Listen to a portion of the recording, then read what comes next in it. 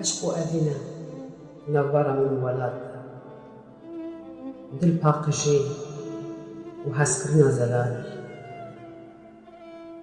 هەردەم کار و خەبات ji bo Kurdistana serbixwe û jiyaneke azad.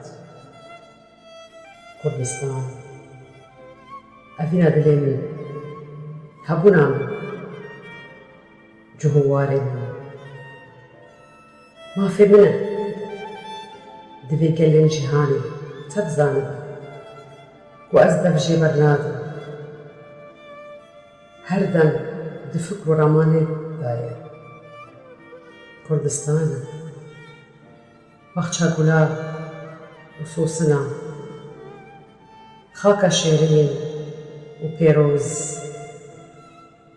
hêlîna şalûr û bilbila,